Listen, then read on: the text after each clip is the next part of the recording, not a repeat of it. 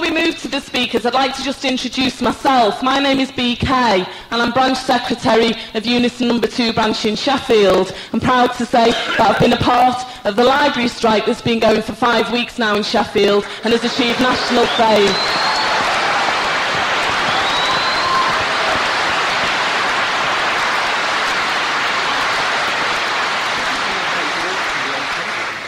Right, without further ado, I will start with the speakers. We're going to hear from Jeremy Corbyn first, then followed by Arthur Scargill and Paul Foote.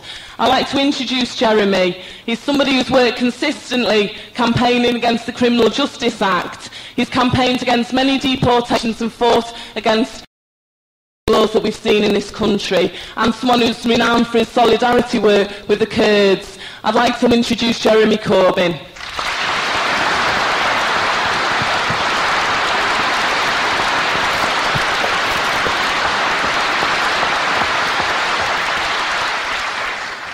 Thank you very much for the invitation to come and for the welcome, and congratulations to the Socialist Workers' Party on putting on Marxism 95 and for this marvellous attendance that's here tonight. Because we live in an age when the straight media would have you believe that socialist ideas are dead and there are only a few old people sitting around in a phone box who ever discuss them anymore, and that they're all sort of dying out and the ideas of collectivism are long gone, and that all young people yearn to do as they grow up is stab each other in the back as they head off to the nearest business development agency to open a corner shop. And the ideas of doing anything together are, well, frankly, well past it. And, of course, the press feed on each other in doing this, and so since they decide these ideas are dead, they then decide anybody that discusses these ideas are dead, and so occasionally you meet these journalists and they say sort of quietly to you in the corridors of the House of Commons, do you really still believe in socialism? And I said, well, actually I do. I said, I should keep it quiet if I was you. It's not very popular around here. I said, well, it never has been popular in this particular building, but I can assure you there's plenty of popularity for it outside. Now, if we had anything approaching a decent media in this country, there would be television cameras here tonight reporting the size of this rally. This is far bigger than any meeting John Redwood addressed in the last 2 weeks.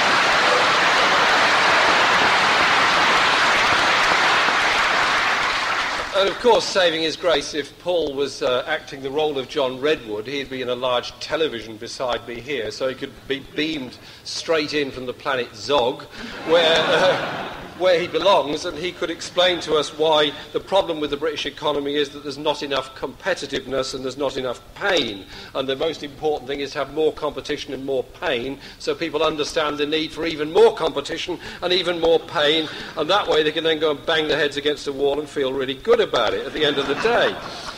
And then, of course, there would be discussion, serious discussion, about the industrial disputes that are going on in this country at the present time. Now, I suppose it's logical in the Tory agenda that they would abolish the Department of Employment. Since they've sought to abolish employment, I suppose it's perfectly logical that you should abolish the Department of Employment that goes with it. But there are actually an awful lot of people, like millions in this country, who are happily members of trade unions because they believe in collective and solidarity action with and by each other in order to advance a collective interest. They believe, in other words, in collectivism, and dare I say it, I suspect 95% of them also believe in socialism, but keep it quiet. We don't want it to appear in the pages of The Independent. Now, for example, there's a rail strike coming up next week. Not a word about the justice of the claim being put forward by the rail workers. Not a word about the denial of the fundamental human rights of rail workers to talk about their dispute to any journalist or indeed any member of the public. No, not a word about that. Instead, ritual condemnation from both front benches of the importance of not having a rail dispute at this time. I've never known anybody say it's a good idea to have a strike at this time. It's always at some other time. Likewise, the problems that teachers are having. Likewise, the very magnificent campaign being waged by health workers determined to protect the principle of national negotiations rather than allowing the national negotiating structure to be broken up, which of course is an important part of breaking up the whole idea of a national health service, and instead having a series of hundreds or thousands of private health companies which the rest of us seek to buy or not, as the case may be, healthcare from. It's the health workers who are in the forefront of defending the national health service, not those who seek to appease the idea of trust hospitals or indeed the privatisation of the health service itself. And then, you mentioned, Chair, there were international guests here tonight. If you, as I suppose some of you do, listen to the BBC World Service or watch CNN or Voice of America or anything else, if you're an insomniac like me, you listen to these things, you'll be told that all around the world there's a mad, desperate rush to accept the ideas of market forces. There's a mad rush to get away from any idea of collective provision, of collective control. Out with the co-ops, out with the trade unions, in with the guests from the IMF who fly in from Washington and tell every poor country how to run its business. So it's especially important that we welcome international comrades here tonight, because we do live in an international global economy.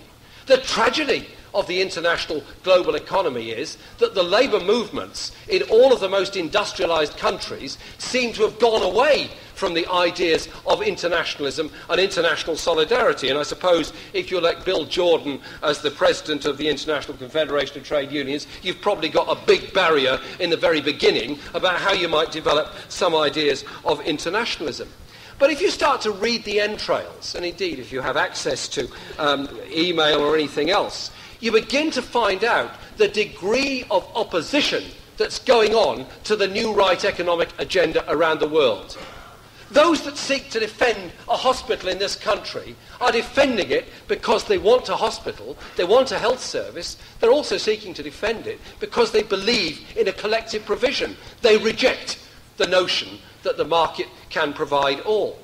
Those people that are campaigning against structural adjustment programs and the IMF loan and the program that goes with it in Poland are saying exactly the same thing.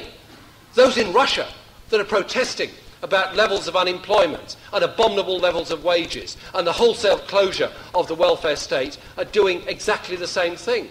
Farmers in India who are protesting that they are being told to lower their food prices to compete with the international food market are doing exactly the same thing.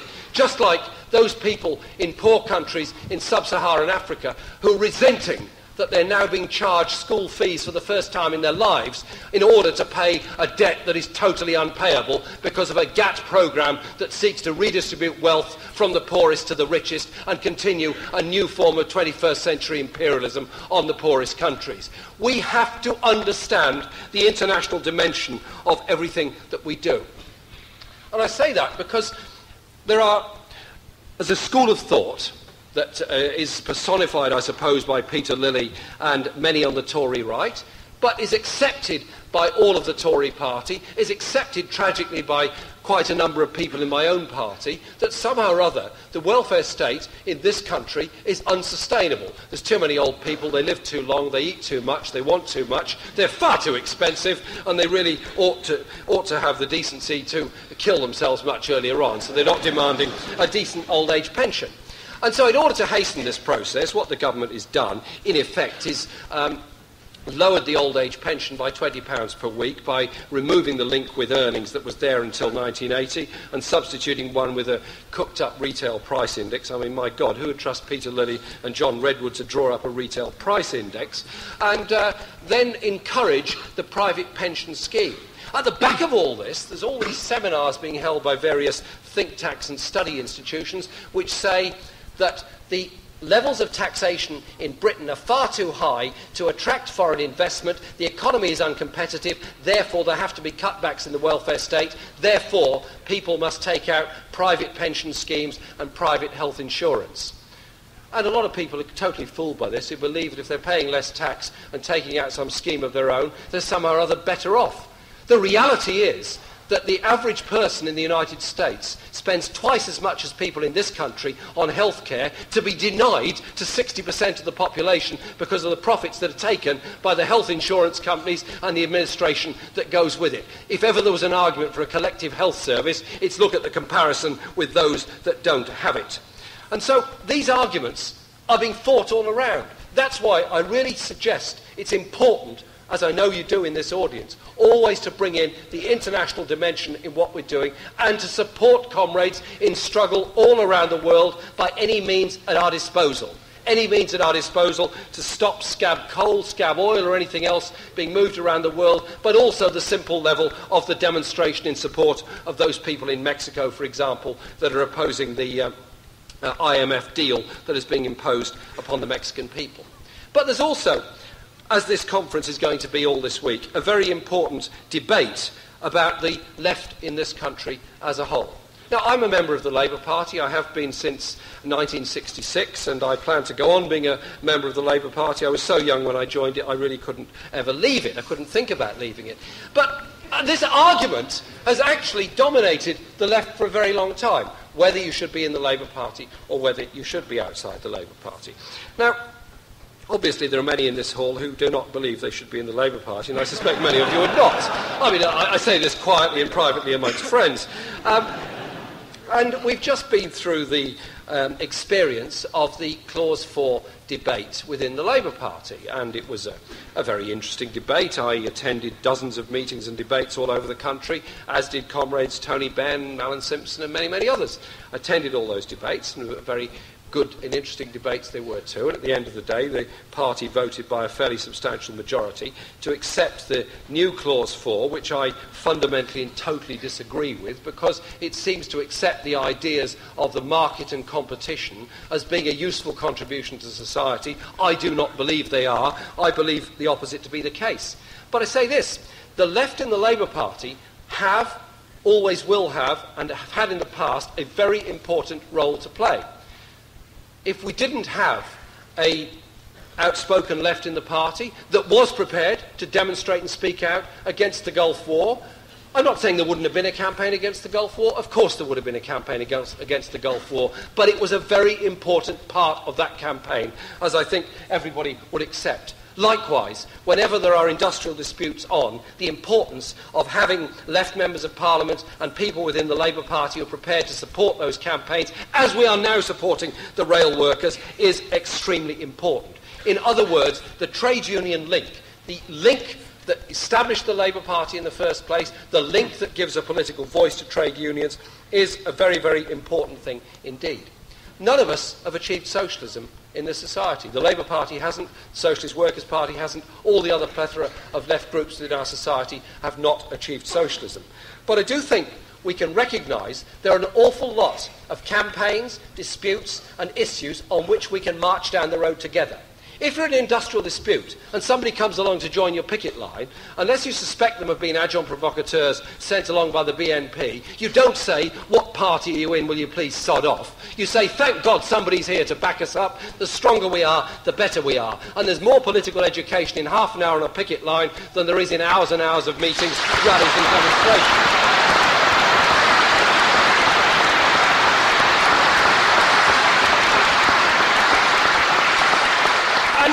Frankly, it's the struggles outside Parliament that affect politics so much in our society. I'm sure most people in this room are old enough, looking around they certainly are, to remember the 1972 and 74 miners' strikes. And I met somebody tonight who came to my advice surgery, who was born on the day Thatcher was elected Prime Minister. I just expressed my deepest sorrow to him and sent him on his way. He didn't have the joy of remembering anything that went before it, but he did say he was very keen on getting rid of her and all her successors. But if you think back to that period of the miners' strike, it wasn't that the leadership of the Labour Party wanted it or supported it. but the degree of activity and action and popular support that was there for the miners during that dispute, as they had been against the Industrial Relations Act, as they'd been when the dockers were imprisoned as a result of that, and so many other things, forced that Labour government in February 1974, without a majority, to repeal the Industrial Relations Act straight away, and they had the political power to do it on the backs of the miners' dispute and all those who supported the miners' dispute. In other words, it changed the face of politics in this country. But when the Labour government in 1976 decided that the choice between accepting an International Monetary Fund loan in order to prop up the value of an already overvalued pound was more important than supporting the social programme that that party had been committed to putting through in that Parliament, decided to go along with the IMF. Many people, I suspect, simply didn't understand what was going on, and the degree of public opposition to it was not strong enough in 76 and 77, and by God we paid the price for it in 78 and 79 when there was the dispute over the then wage freeze on the public sector workers. Ever since then, of course, we've had in effect a public sector workers' wages freeze. And so we have to recognise that we need that sense of political understanding to demonstrate, to argue, to debate and to promote political activity outside the confines of Parliament and television studios in order to change the political agenda. The Tories have just been through this leadership election, and in a sense it's been quite a funny experience. I mean, you see Michael Heseltine sort of oiling his way around the corridors of the House of Commons. He wears soft shoes on soft carpets and speaks in a soft voice, and he keeps on saying to people, I'm absolutely with the Prime Minister, you know, I totally support him. And then his henchman number one comes up behind him and says, any chance of you lot voting for Redwood to boost the vote and drop Major's vote down a bit? I mean, it was sort of Urquhart stuff all the way through that was going on. And in a way, some of it was quite funny. And there probably are quite serious divisions within the Tory party between those who believe that Britain can recreate a 19th century empire and those that believe you have to hook your ship along to the empire of multinational capital. And no doubt that debate will go on for a very long time. But fundamentally, what the Tories have done since 1979 is laid out a programme which they've carried through mercilessly year after year of not just odd bits of repressive legislation. But if you start to look at what the Adam Smith Institute and company have done, who were dismissed as nutcases in the mid-70s, they've set out the equivalent of a transitional programme to the ultimate, as they would term it, competitive, freedom-loving society. Every single piece of Tory legislation is designed to create greed, designed to create poverty, designed to marginalise, and above all designed to create a vast amount of wealth amongst the already richest. The richest 10% are about 70% better off than they were 15 years ago. The poorest 10% are at least 14% worse off than they were 15 years ago. The gap between the rich and poor in Britain has grown at the fastest rate of almost any country in the world, and certainly any country within Western Europe. And so we know what they're about. We know what another 2 years of a Tory government will bring. It will start to bring in the privatisation of education through the nursery voucher scheme. And I wish those people that are sort of giving it a guarded welcome or looking at the details of it would recognise this is another absolutely fundamental attack on the principle of free and universal education within our society. We should have no part of it whatsoever. We need universal free education from nursery to further and higher education, and none of this kind of proposal. They have this plan, they have this proposal, and they will push it through. My fear is that in an attempt to win a general election in, 16, 17 months' time, there is a belief amongst many in the Labour Party that the reason people have voted Tory for the past 15 years, or a significant number have voted Tory, nowhere near a majority at any time, have voted Tory, is because somehow or other they want this kind of free enterprise market economy. There's never been a more daft time to support anything other than collective public ownership and collectivisation. All the signs of opinion, the signs of activity, the signs of opposition to what the Tories are doing indicate to me the degree of support there is for collective principles within our society. Labour can win an election, and I believe will win an election, but it can only be sustained in office, it can only sustain any real changes in society if it fundamentally understands there has to be a programme going in totally the opposite direction to everything that the Tories have said and done and believe in order to redistribute wealth and power in the other way, and to empower people and to collectivise people. Those people that are most put off are the very poorest, the unemployed, those on housing waiting lists, those who feel a sense of rejection and desperation. They're the ones who feel totally excluded. And if we move on, as the trade unions have done on occasions, and others further and further to the right, those people will be further and further disempowered, and that will actually lead the way to further Tory wins in the future. So there are key issues that we have to fight on within the Labour movement at the present time. Firstly, as I've mentioned, the education plans.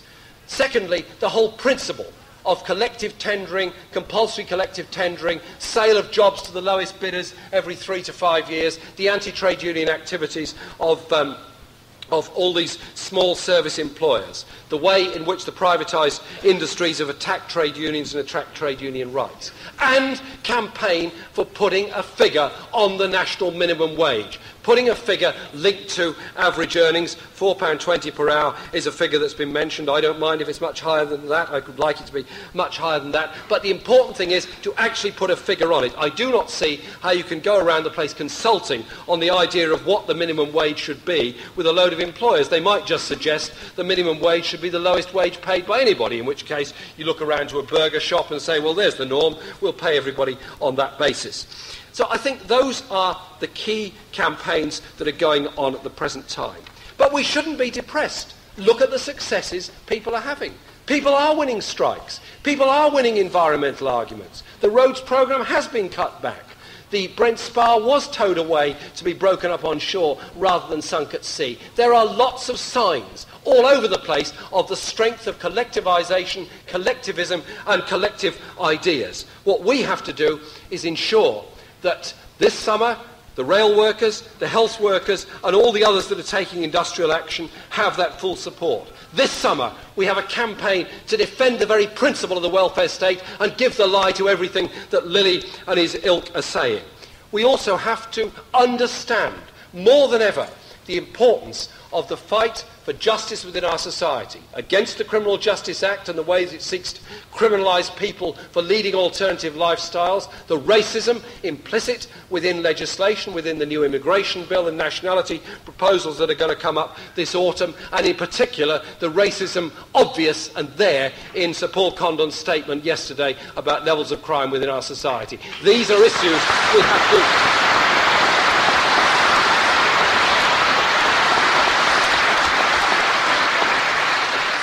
These are issues that we have to campaign on.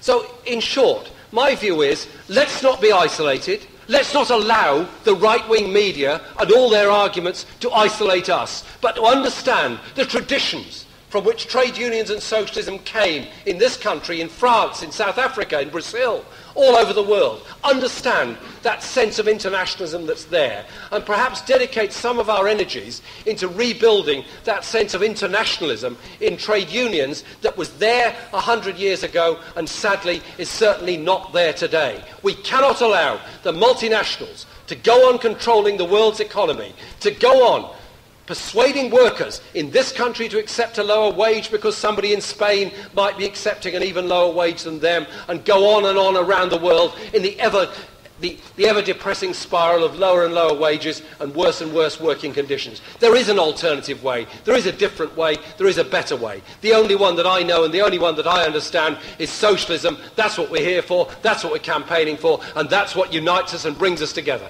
Thank you.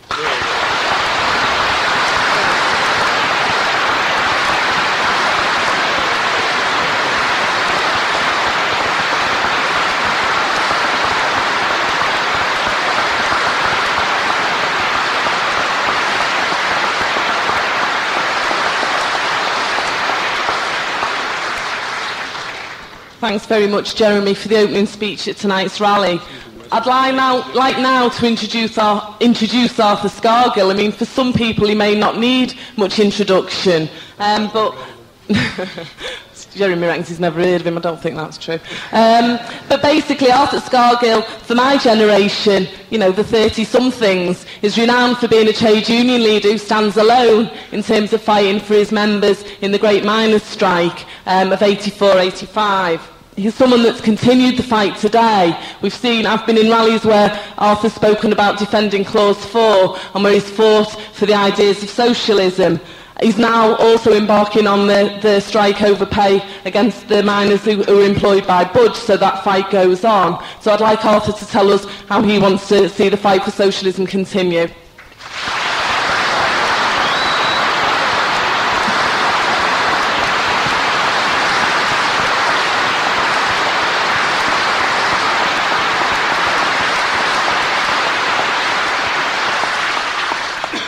Chair, I listened with a great deal of interest to the points made in the opening speech, particularly the reference to the absence of television cameras, the press and the media generally.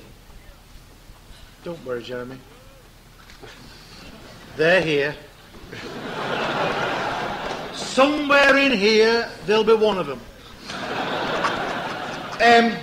MI5. They'll be here. They'll have one planted, there always is. We had a few in the NUM.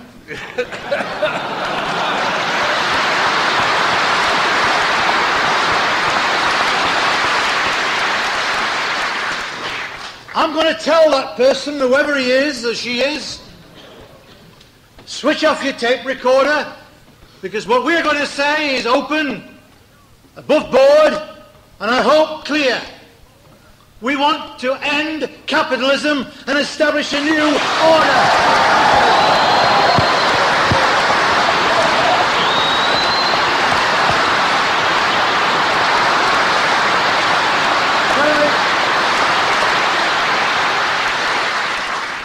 We're really good pals, and I understand the dilemma about the minimum wage.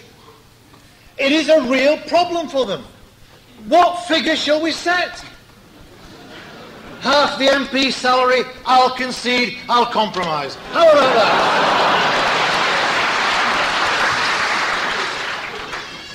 I must admit that in the birthday honours list I was once again mortified. I was glued to that television set. I got both stations on. I thought, Foot and Scargill, certainties. We didn't get an earldom. The UDM lot did. And of course, it's part of their system. It's part of their establishment. And if tonight's rally and this week, when we're debating the future of socialism, the future of Labour, it's important for us to understand a little of our history in order to understand where we go from here. I think we're probably at the most important juncture in the whole development both of the Labour Party and the socialist movement. For years, parties like the SWP, the Communist Party and many others have stood accused of trying to split and divide the entire labour and trade union movement. Today, the reality is that the leadership of the Labour Party are the ones who are seeking to divide and to split all those who believe in socialism away from the Labour Party, which now has come to accept and adopt the capitalist system of society in an open and frank way. In many ways, you know, Blair is probably more honest than some of his predecessors. He admits that he supports capitalism. He wants to see the free market.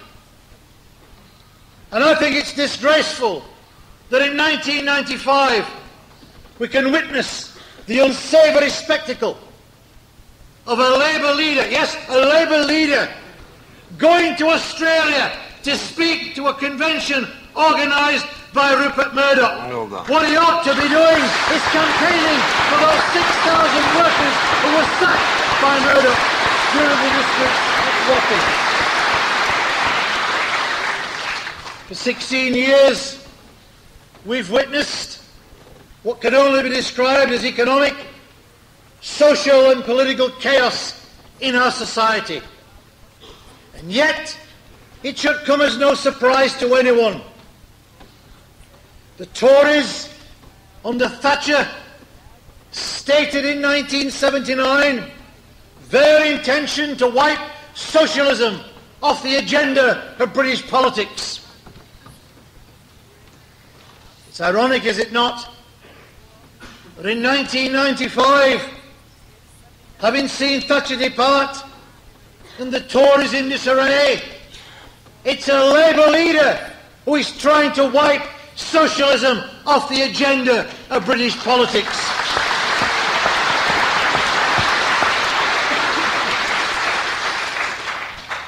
It's right we should examine the system. It's right we should examine the consequences. We've got 5 million people in real terms who are unemployed. We've got 10 million people on or below the poverty line. I'm no statistician. I'm no expert in public opinion polls or looking at election results. But you don't need to be an expert to work out that if you win those who have been dispossessed in our society, like the unemployed and those who live on or below the poverty line, you don't need the so-called middle class or middle England. You only need the working class to transform the society in which we live.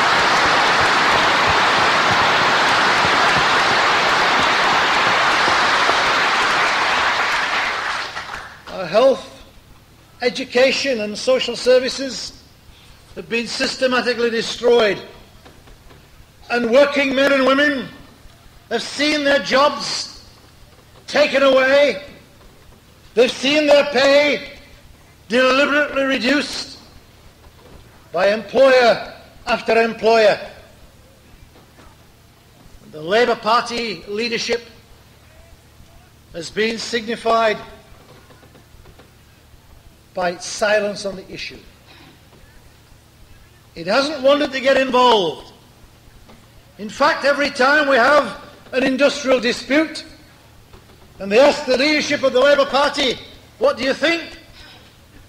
They come out with some mealy-mouthed statement that trade unions have a democratic right to determine their own policy in their own way in our society. We live in a society that doesn't have the right to strike. You still find a belief in the majority of people in Britain that they feel that British people have a right to strike. It's not true. There is no right to strike in Britain. One of the few nations on earth that calls itself civilised, that does not conform to Article 8 of the United Nations Charter or Conventions 87 and 96 of the ILO Conventions on Freedom of Association. We do not have a right to strike. We still allow in this society employers to select, if we go on unofficial dispute, the strike leaders and victimise them. That's why trade unions are having to go through the rigmarole of trying to conform to oppressive legislation designed to stop effective trade unionism from advancing the rights of working people and even to defending the rights of working people. Of course, you can try it as we did. We got into court, as I'm sure Paul Foot will be reporting in one of his satirical pieces, before Mr. Justice Cocklecarrot. When is 28 days not 28 days? I have to say, the day didn't begin when the strike call was made or when the ballot was ended. See, it began before.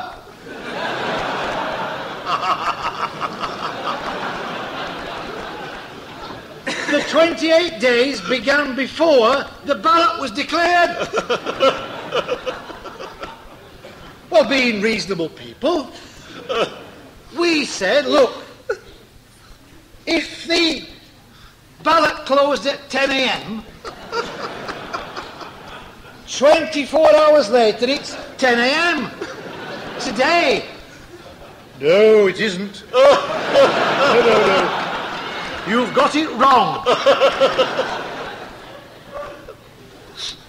In fact, they're currently looking at another theological problem, and they've come to the conclusion that Jesus Christ rose on the second and not the third day.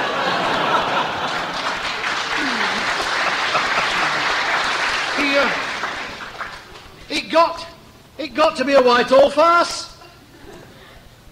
We got in the Court of Appeal with 3 right twillops, nightgowns and wigs. They said, Dom, I'm not joking about this, I'm serious.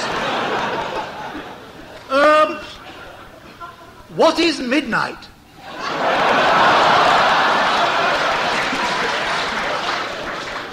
I thought they were talking about a record. One judge said, I think midnight is when it strikes. Oh, God.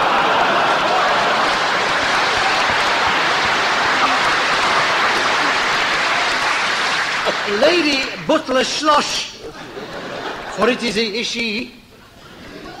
She's the sister, by the way, of Michael Avers, who sequestrated or helped sequestrate the NUM's funds in 1984.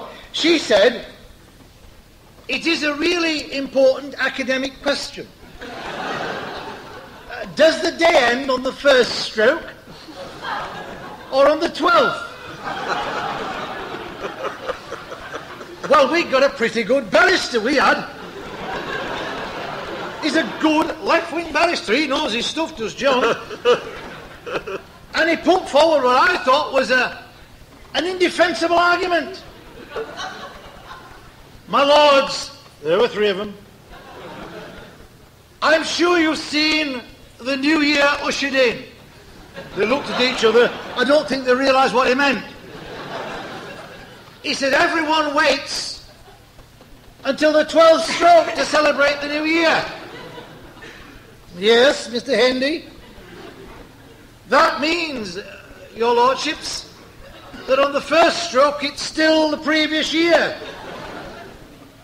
And that means, even by your account of things, the miners are within the 28 days. And Lady Butler Schloss says, we can't have that. She says midnight must fall into one day or the other. It's true.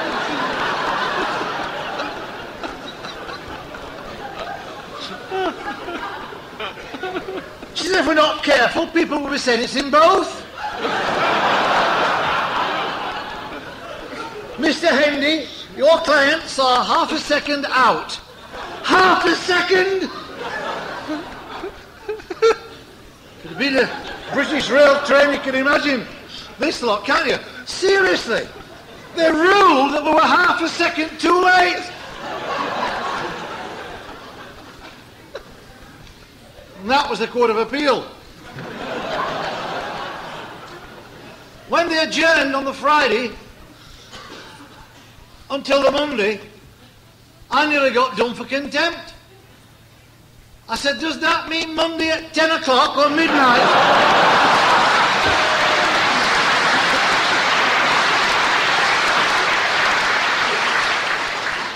Of course, one of the problems is that we've now got trade union leaders who are going to the barristers before they go to the members. This is the climate of fear that's being created. And I tell you that sooner, rather than later, workers are going to have to face up to the fact that irrespective of all the legislation, they're going to have to defy it and say we're going to take the street of the battle against Chairman,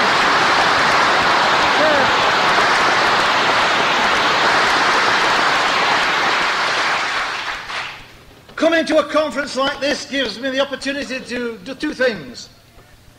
First of all, to expose the mythology about the property-owning democracy and the fact that we're all shareholders now.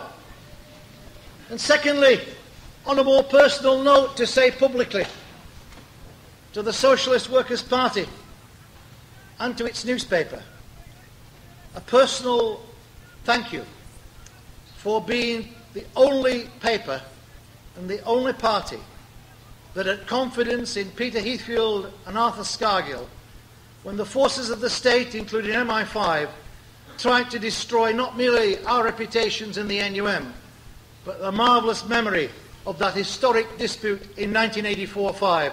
Thanks a million for all that we did.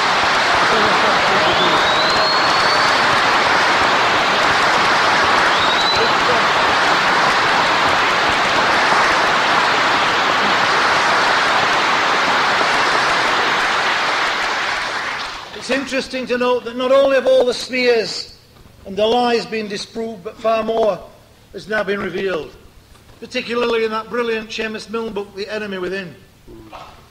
But there's more been exposed in the last 5.5 months.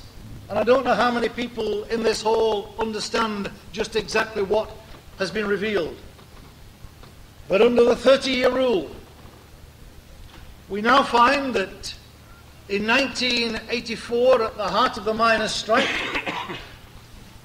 an organisation known as IRIS, which was established in the 1950s with the specific intention of stopping any progressive gaining any position inside the trade union movement, and in particular inside the National Union of Mine Workers and the AEU, was actively involved in trying to undermine the National Union in its attempt to defend pits and to defend jobs.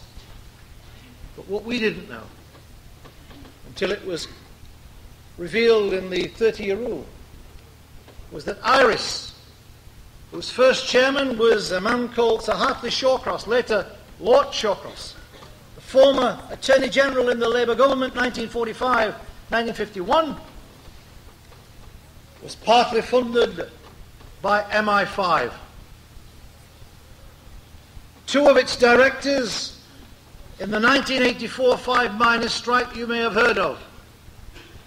To say that I was surprised would be an understatement.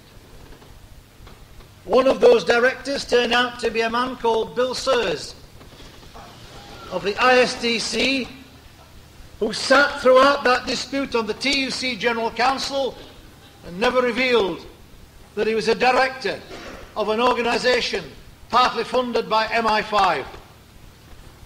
Another director of this organisation was a man called Ken Kewer, a member of the Executive Committee of the AEW, who throughout the dispute sat as a member of the Labour Party's National Executive Committee. Both these figures sitting on bodies that at least purportedly were supporting the miners, and yet both of them were directors of an organisation partly funded by the intelligence services of this nation. It's a clear demonstration of the kind of influence that the forces of the state wield day by day and year by year against the organised working class movement. But if there's one glowing example of how to combat all these spooks, all the media, all the hype, and all the attack, it is called resistance, it is called class understanding, and it is called class action. When Jeremy talked about what could win, my thoughts went back to the fact that we didn't get rid of the poll tax because of eloquent speeches by people like Blair. We got rid of the poll tax because of people like you who demonstrated against the policy that couldn't be sustained.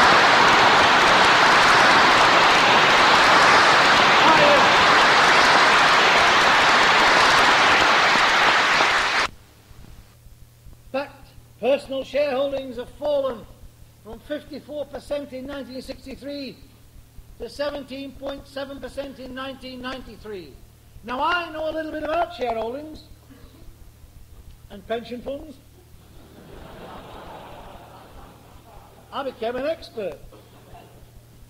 On the first day of my appointment as president of the NUM, I discovered that I was also deputy chairman of the Mine Workers Pension Fund, which has currently got £7 billion.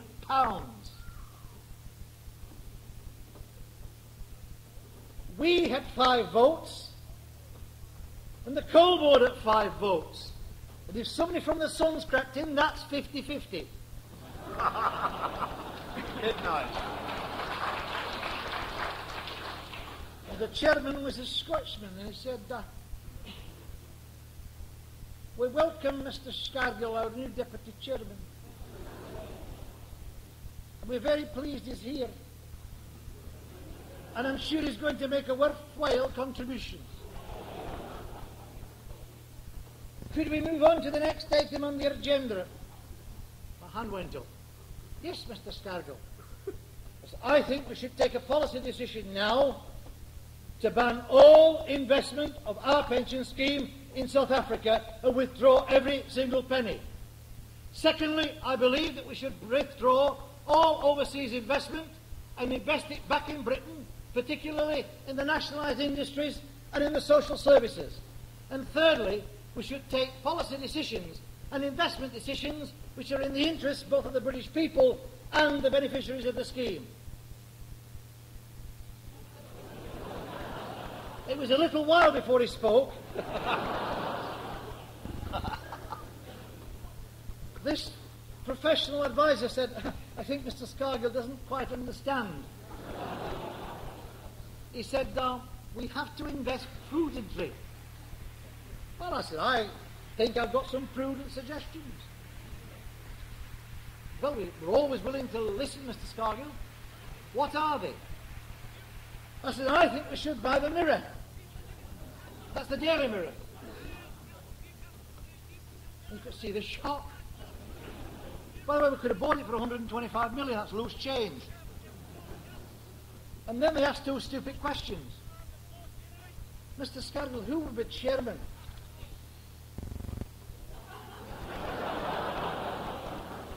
Well, it wouldn't have been Maxwell.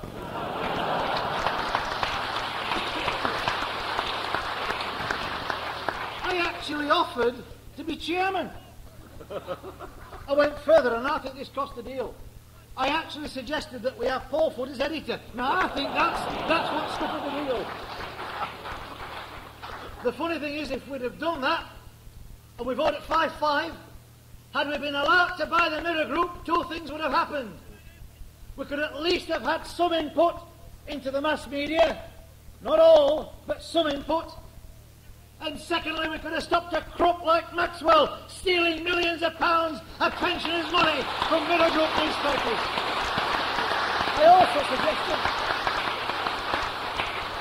I also suggested we bought Theakston's Brewery. Can you imagine the Miners' Brewery? We've got 2,000 clubs we could have sold it in. It's made a bomb since it was bought. We couldn't have gone wrong. In fact, we'd all have been in line for a knighthood.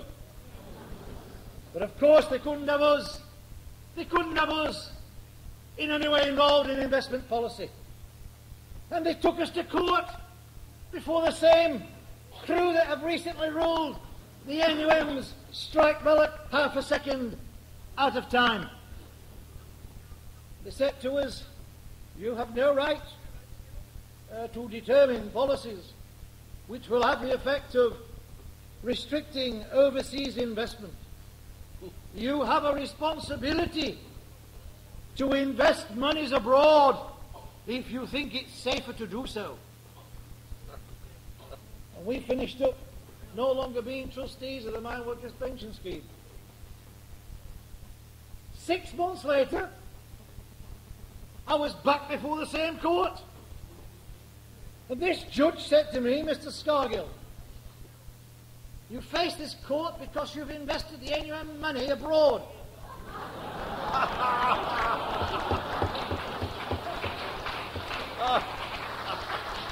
I said, well, 6 months ago you said I had to invest monies abroad. He says, yes, but we suspect you've done it in order that we can't seize it. It never crossed my mind. What about it? Chair, if this conference tonight, if this meeting tonight means anything, it means that we've got to examine where the Labour Party, as well as the trade union movement, goes from here. Because I'm sick and tired of listening to a party leadership whose only aim is to try and run capitalism more effectively and more efficiently than the Tories. I didn't join the Labour Party to make this rotten, corrupt system work better. And the next Labour government should be given a clear instruction. First of all, it's got to take into common ownership every single industry and business that's been privatised by the Tory government since 1979. Secondly, I don't know about you, but I know where I stand. I'm fed up to my back teeth with taking over lame ducks in the industrial sense. Why not a few of the white swans? Why not the 6 major banks that made nearly £7 billion profit? Take them into common ownership. Why not taking the 20 top companies in Britain? They made £31 billion profit. There's enough money there to fund the health service, the education system, and to pay the library workers in Sheffield and everywhere else a decent living wage. That's what the Labour government should be doing when it comes to power. Of course, they'll talk about social partnership. They'll talk about live-let pacts. They'll talk about consensus politics. And we should say from the trade union movement, we're having none of it. It was Ramsay MacDonald who last opened the way for a division and a split in the party and the movement. It was Walter Citrine and his colleagues who collaborated with Mond, who was then the chairman of the ICI, in a cooperation between employers and trade unions in the wake of the 1926 general strike. Who thought we would ever again see a general secretary of the TUC openly collaborating with the employers, and yet we see the unsavoury spectacle of John Monks to talk to the CBI conference and inviting the Institute of Directors to meetings with the TUC. We should be in open conflict with the CBI and the Institute of Directors. Open cross conflict, not collaboration with them in the way that the TUC are.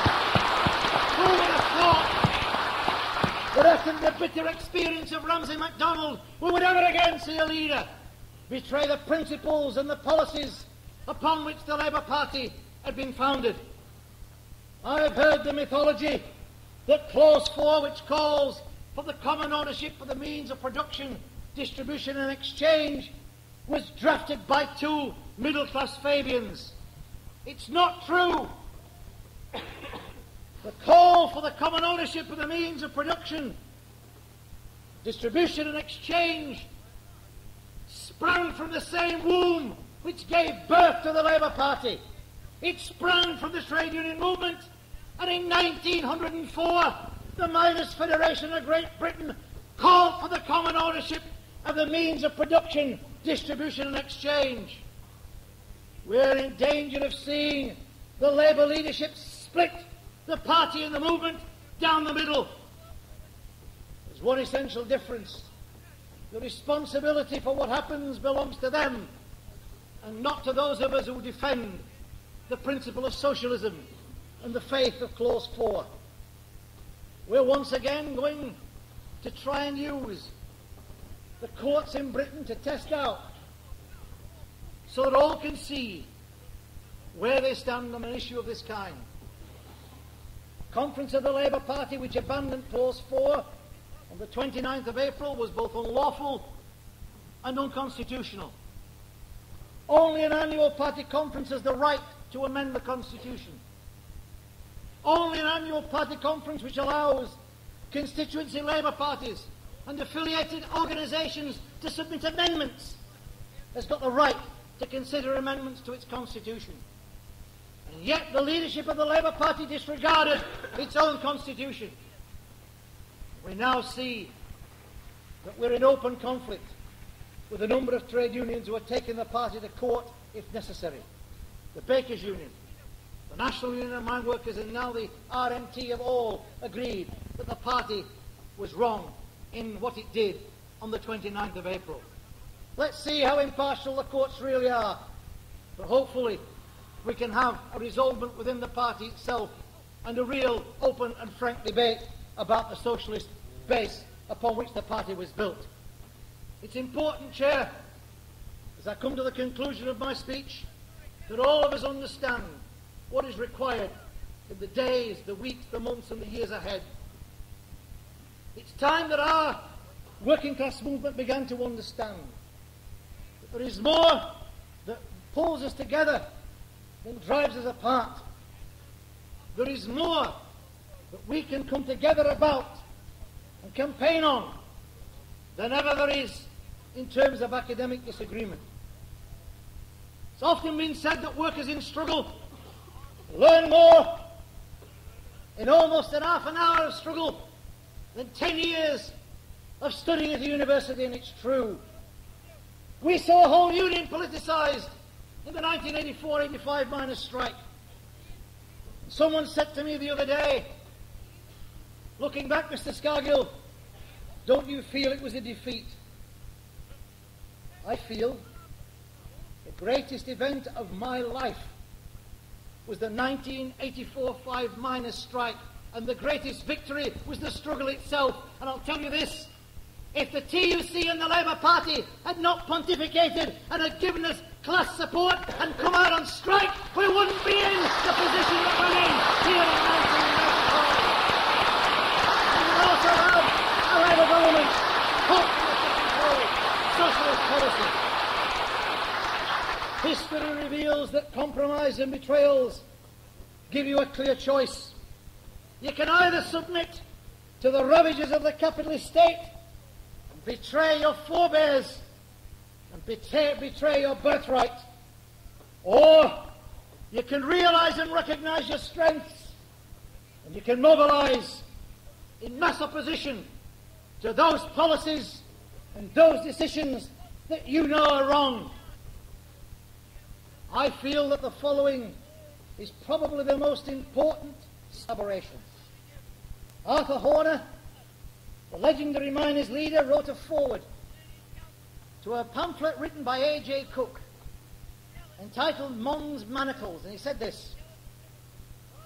He said, to those familiar with the history of the labour movement, it is not strange that suggestions for industrial peace and closer cooperation with the employers should occupy the activities of the trade union bureaucrats in times of industrial defeat. Industrial peace is the last straw of defeated, demoralised, and in some cases treacherous men who have lost all hope in the future of their class. The fight, he said, against Mondism in the trade union movement is also a fight against McDonaldism, which is the accepted policy of the Labour Party today. The influence of the Labour Party on the defeatist trade union officials has been a decisive factor in fostering the growth of Mondist policy in the trade union movement. 70 years later, we see once again the spectre of McDonaldism, of Mondism, rearing its ugly head. The alternative is within our grasp. The challenge is there for all of us to face. I've been a committed socialist and Marxist since I was 14 years of age. I'm as dedicated and committed today as the first day I went on a picket line. I know there's only one solution to the problems of a rotten and corrupt capitalist system, and that's to tear it down and to build in its place a socialist system of society. Together if we understand that plain, simple truth, we can make our forebears' inspirational call become a reality before many more years have passed, and certainly before we get too far into the 21st century.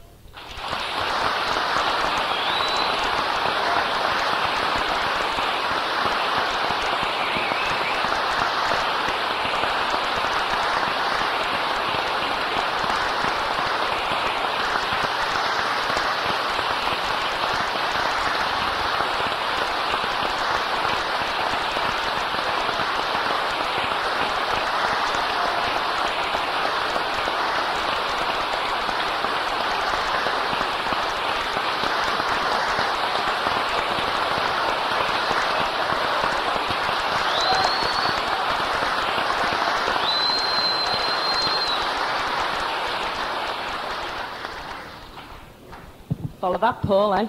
Right, the last speaker will be Paul Foot, a member of the Socialist Workers' Party and a renowned journalist for many investigations into miscarriages of justice. He was involved a couple of years ago, I think, in his first strike at the Mirror newspapers, and now continues to be a freelance journalist working partly for Private Eye, and is responsible for the article in this quarterly ISJ called Foot on Blair, When Will the Blair Bubble Burst, which can be bought outside of the hall, of course.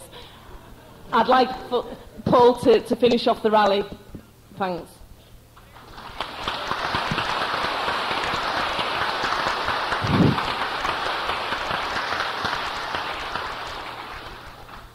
Well, comrades, I often wonder, when you die, how it is that you find out whether you passed or failed the test.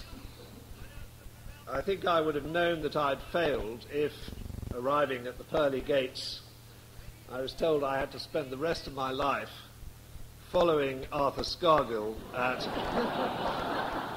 big socialist rallies in central London. I spent a lot of my time going around the country saying that trade unions never fight for their members, and Labour MPs go to Parliament, all of them forget about their socialist principles. And it's really very marvellous to be on a platform which proves what we Marxists call the dialectic. The conflict of opposites, which prove, of course, the rule, the exception which proves the rule. Marvellous speeches that we've heard. I just wanted to say something about the Tory party. It's been quite an interesting week or two, hasn't it, the last 2 weeks. It's been tempting, I think, to sit back and watch, rather like sadistic wrestlers at a wrestling match, to watch the Tories tearing themselves apart day by day. I think the question that probably occurs to most of us is, how on earth have they got themselves in this state? The answers that you normally get seem to me quite inadequate. You know, the usual thing is, they've been in a long time. Tories will stay there forever. They don't care about how long they've been there. If they can stay there forever, they will stay there forever. So that answer doesn't satisfy me. Major's useless. Of course he's useless, but then so are most Tory leaders useless in any normal sense. So that doesn't explain the thing either. So what is it that explains the desperate state in which the Tory party has got itself, in which their leader, for the first time in the whole history of this party, has actually resigned his position, gone off with the ball. I'm taking my ball home if you don't play with me. And them all responding in the way in which they've responded. How is it that they've got into this terrible mess? And the answer, I think, is really quite a simple one. And that is that everything that they have been saying since 1979 about how we are going to get out of the difficulties that we're in is proved false. In other words, that there has been a progressive and total collapse of what used to be called the Thatcherite philosophy. Do you remember what they used to say? All those institutes and study groups which were set up in the late 70s and flourished in the 1980s, that the problem was that capitalism wasn't free, that you had to free capitalism from bureaucracy, from public ownership, and above all from the trade unions.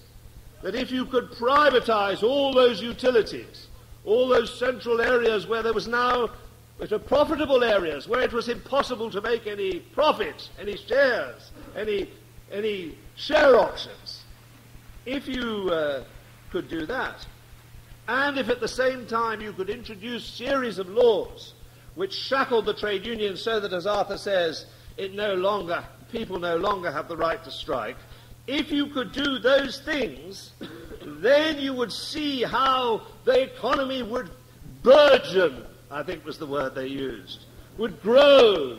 She used to talk in great enthusiasm about flowers and horticulture and how everything was cramped and you had to pour on the water of freedom and remove all these trade unions that were stamping on the flowers and the public ownership that was wrecking it.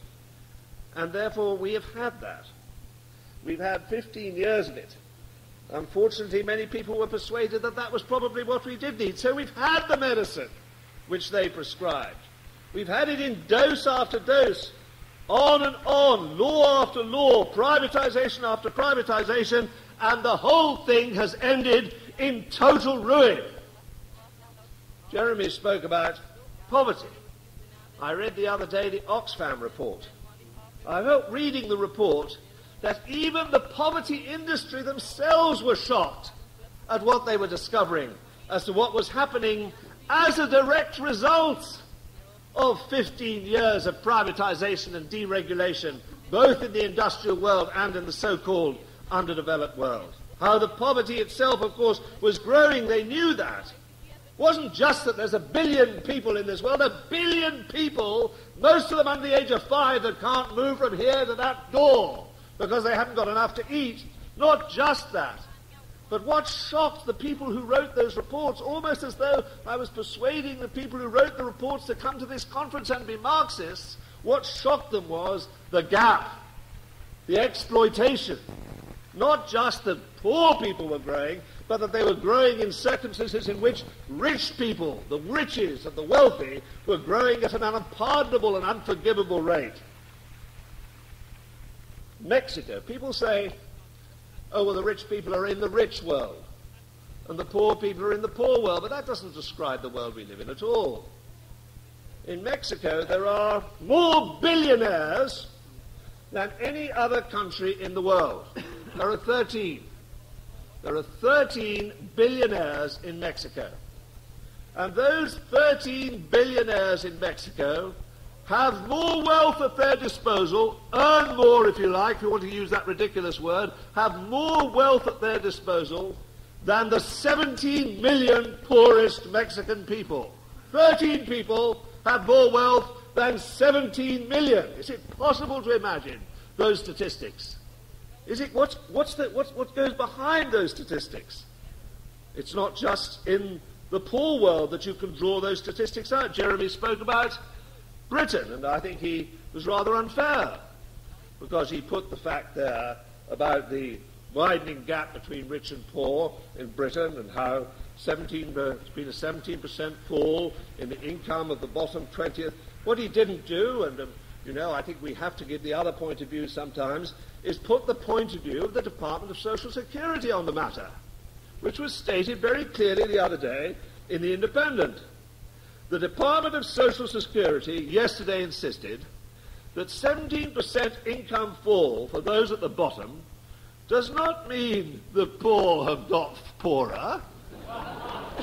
Doesn't mean that at all. Rather it means, and this is a direct quotation, rather it means that there are many more poorer people, chiefly due to higher unemployment. There's a brilliant intellectual there working at the Department of Social Security. What's going on is, on the one hand, unimaginable wealth building up in the hands of the few, and on the other hand, the many getting poorer and poorer, finding it more and more difficult to survive. And those are not two statistics that are just lumped in together. They're statistics which are inextricably entwined with one another, that the one depends upon the other, that the rich are rich because the poor are poor, because labour has been deregulated throughout the world. Even the Oxfam report says that labour deregulation, the knocking back of trade unions and all the protection of workers in legislation in all the different countries of the world, the knocking back of that in the Reagan-Thatcher experiment that's operated over the last 15 years, is a central reason for the poverty of the poor and the wealth of the rich.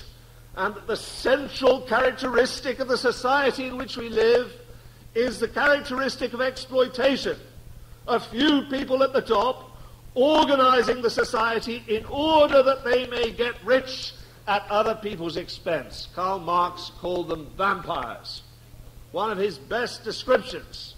The whole world run by vampires, and the blood of the people in the world literally constantly being sucked by the people at the top of the society. Now, people understand this now. I said for many of those 15 years, large numbers of people went along with the propaganda. Nowadays, especially in Britain, the Tories are rumbled. You've really, the best spokespeople for the opponents of the Tories are the Tories themselves. Every time any one of them goes up on the television, the polls shoot the other way. It's all going well as long as everybody hates them. They're rumbled. And into this atmosphere in which, why they're rumbled because their arguments have been proved to be incorrect. No one listens to them anymore when they talk about deregulation, union bashing, or anything like that. All the polls show that. That's why they're rumbled. And into this strange atmosphere in which everybody hates the government, and they hate the government because of the private enterprise philosophy which they've been speaking, comes a curious, scented young man. His name is Tony Blair. And he, in one way, of course, Tony Blair does say something which strikes a chord. I've got a few of his speeches here. I just want to read out one or two sentences from his speeches in recent months to show you what I mean. In February, he said, and I want you to detect the theme here, because we're dealing here with an intellectual. They need to know us and trust us. Modernizing our aims and values in Clause 4 is the symbol of that trust. It shows that we who ask for the right to change our country have had the courage to change ourselves. Got that? February. March, the Scottish Labour Conference. To applause, Mr. Blair said, we are not a preservation society, but a living movement which has to change with the times and address each new generation.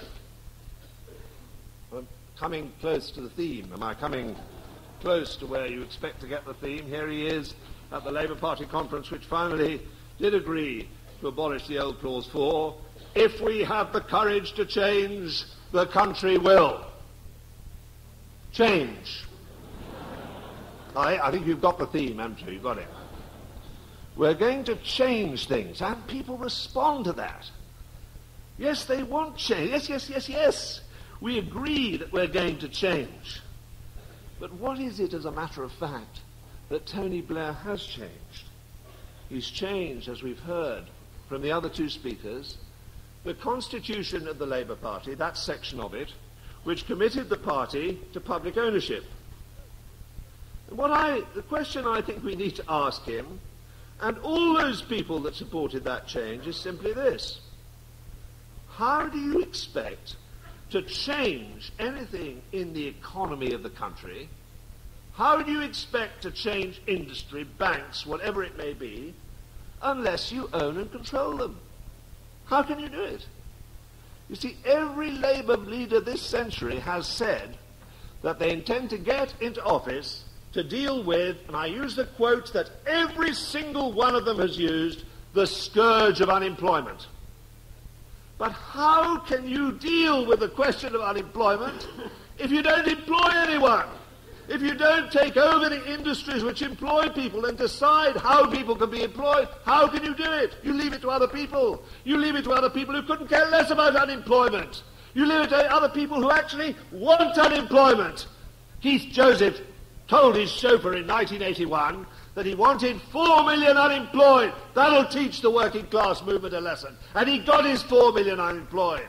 And those, Pete Joseph represented the people in charge of industry and finance who want unemployment, and you cannot deal with the question of unemployment if you have no control or if you don't own the industries which can employ people. What else has he changed? He has, as Arthur said, abandoned those pledges to renationalise. Comrades, every single time there was a privatisation, since 1986, the Labour Party spokespeople in Parliament and elsewhere have said, we're going to take it back. Every time we're going to take it back. I was reading a document the other day called Meet the Challenge, Make the Change. That rang a bell with me too. That was Neil Kinnock's Labour Party document, 1990. We will take back into public ownership British Telecom because of the technological, the important scientific control which we're going to have in society. Whole passages of it, how important it was to take it over. Where's that pledge gone? It's changed. The pledge has changed. British Telecom, electricity, water, railways, every single time they come to privatise, they say they're going to take it back, and every single one of these pledges, in this very, very short period of a matter of months that we have this new Labour Party leader, have now been abandoned. What else has been abandoned? Comprehensive education. I signed a document the other day complaining about Labour's new statement on education, and my name begins with F. The name after me was Roy Hattersley. I never thought in all my life that I would start petitioning with Roy Hattersley, or indeed that I would read Roy Hattersley's articles in The Independent and elsewhere, which come foursquare and attack the government, saying, why did we go into the Labour Party in the first place if it was not at the very least to ensure that children, when they go into education, are not separated into sheep and goats? Why did we go in if it wasn't to cut the difference between the old secondary modern sink schools and the grammar schools? That's why we went in the first place, because we wanted even schooling right throughout the whole state education system. We wanted now that's been abolished by this Blair. Why has it been abolished? And I can't think of any other reason at all, comrades, no other reason at all, except that this tinselled popinjay, without consulting anybody at all, decides to send his son to a school on the other side of London, which is grant-maintained, which is selective, and whose headmaster was plucked by John Patton, the reactionary bigot who was their last Secretary of State for Education. His headmaster was plucked out of that school as an advisor to John Patton. He has sent his child to that school, and by so doing, he has, that's the only reason, in my belief, the only reason why the party, under his influence, has softened its position to selective education, gone in support of the grant-maintained schools, and abolished its commitment to comprehensive education. Here's another thing. Every single trade union law that has been introduced in this country since 1980, and I think there have been 7 of them, has been met by Labour Party opposition in Parliament saying, this law will be repealed. Now, none of them, as I understand it, none of them will be repealed. Little bits here or there. But the important areas, the areas dealing with secondary picketing, which is the area dealing with solidarity, the most important element of the working class movement, all those areas will not be repealed according to the present Labour Party leadership. And you can say the rest for the National Health Service. We eagerly awaited their proposal on the National Health Service, believing that at least perhaps in the National Health Service they might introduce really radical proposals to take us away from all the privatisations and the attempted privatisations which the Tories have launched upon the National Health Service. And yet the National Health Service, we now understand the fund-holding element, which is actually being attacked by the doctors this week at their conference, actually being attacked by doctors, is apparently part of the new Labour Party policy on the National Health Service. So where are we left with, comrades, with these speeches about change? Where are all those people that want change from the private enterprise philosophies which have so patently and blatantly failed over the last 15 years? Where are they left now? They're left with no change. There is no change left. If you want an absolute classic description of what Tony Blair means by change, I read you an article from January 1993 in the Evening Standard, and I'll guess you can guess who wrote it. Change is everywhere. It's an excited article, this. It's an article reporting something really exciting that's taking place. Change is everywhere. Walking through the transitional office in a state of hyperactivity preparing to take over, there are the new faces of a new government. Though it may seem a trifle over the top to British eyes, the centrepiece of the new inauguration ceremony will be the whole nation in churches and town halls across the country, symbolising change by ringing the bells, ringing out the old and ringing in the new. Tony Blair in the Evening Standard on the Clinton administration in January 1993. And what change have you got from the Clinton administration? Even on the miserable pledges which they made to the people at the bottom of society, even the pledges to the gays in the armed forces, or to the Haitians, and all the other pledges that they made marginal, all those have been abandoned. And Clinton, in this very short period of time, has brought in the most reactionary people he can find in the whole of the United States of America to advise him on his future policies. That is the change which lies in store with Tony Blair. That's all that we can expect from him. And what it means is, day by day, the constant paralysis of the opposition to the government. Day by day we see it. I listened to the radio the other day when Michael Portillo introduced new restrictions on unemployment benefit.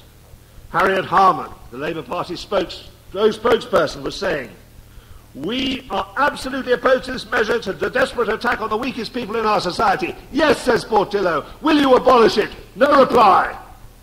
No reply.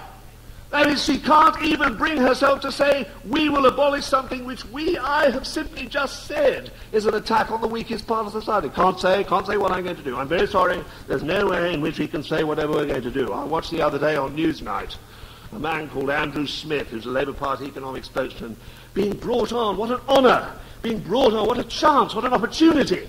Being brought on to deal with the news that the chairman of Marks and Spencer's has been paid £800,000. Fantastic 17% increase, and he's chairman of the committee which is looking into high pay for executives.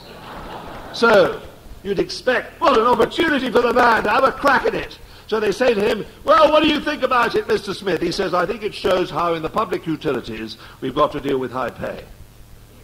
And there's a long pause, and Peter Snow says, "Excuse me, Marks and Spencer is neither public nor a utility. We are talking about the chairman of Marks and Spencer." And I think this shows that the public utilities, we have to... He said it again. He said it 3 times, he said, before they explained to him it wasn't public utility. Then he said, "Well, Marks and Spencer is a very fine company." No! Marks and Spencer is a very fine company, and therefore we pay the chairman $800,000. What kind of philosophy is that? What about the people working in sweated rural workshops throughout Derbyshire and counties of that kind who provide the goods for Marks and Spencer? What about a word in their behalf? What about a word in behalf of the workers who make up the company of Marks and Spencer responsible for it? No. No protest about 800,000. Paralysis. No opposition. And if you leave even these Tories with no opposition, constantly with no opposition, so that every time some opposition spokesman comes on, they're just pushed over. "Would you do it?" "No, we can't say we won't do anything. We know we really won't do anything. We don't intend to change a single damn thing in the end." Why not stay with the people who run it now? This is the difficulty and the danger of the situation which now exists as far as the opposition is concerned. And large numbers of people, large numbers, are now desperate for an antidote, desperate for a different argument to the one that has held sway over the last 15 years. Asking, is there an alternative? And we say, yes, there is an alternative. A socialist alternative, we spell it out. A socialist alternative is a planned economy which can't be planned unless the society owns the means of production. Elementary. A socialist society is an egalitarian society in which people earn roughly the same. And we can't get an egalitarian society unless we take the wealth from the greedy fingers of the people who have it now. Take it. Socialism is it's a democratic society, and that means fighting from below in order to get it. That what goes on down below in the society is much more important than what goes on above. And the essence of socialism, those are the things that we need to fight for. And it's in that spirit, and this is the only conceivable reason why I should be the last speaker here tonight, that I introduce this week that we have coming up here in front of us. It's a week in which there will be, I gather, something like 250 meetings on every subject under the sun. Cricket, even. There's a meeting. There's a meeting on cricket. There's a meeting on opera. There's a meeting on heaven knows what. Every conceivable thing that you can think of, there's a meeting about over the next 5 or 6 days. And I always obey instructions. You know, I'm really just a hack. You know, I just obey the instructions. I see I've written here in my notes, emphasize non-sectarian nature of Marxism. I emphasize it. There are, I understand, 30% of the people who've come to Marxism are not members of the SWP. That's, of course, at the beginning of the week. And for the first time in Marxism, we have accredited delegates from trade unions, 65 of them, and money, £3,000 raised from trade unions.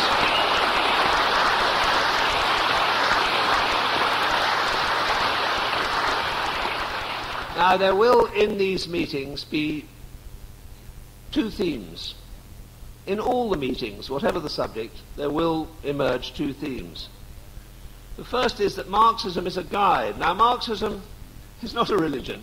It's the exact opposite of a religion. Marx wasn't a god. He was a man who, for the first time, started to describe the reality of the society in which we live. He made discoveries, as Darwin did, which revealed a completely different notion about the way society operated. He died in 1883, and at his funeral was Frederick Engels, who died exactly 100 years ago and who we've been honouring a lot this year. And it is that very clear language that he had, put it like this: Marx discovered the simple fact, hitherto concealed by an overgrowth of ideology, that mankind must first of all eat and drink, have shelter and clothing, before it can pursue politics, science, religion and art, and that therefore the production of the immediate material means of life and consequently the degree of economic development form the foundation upon which the forms of government, the legal conceptions, the art, and even the religious ideas of the people concerned have been evolved, instead of vice versa, as hitherto had been the case. People had thought those things more important than what was the state of the workers, and what was the state of the struggle between the workers and their employers. Those are the things which determine what society is about. And that will be one of the themes that will emerge over and over again in all the discussions that take place. But even more important than that, and side by side with it, will come something else which Engels said at Marx's funeral when he was describing Marx. Marx was, before all else, a revolutionary.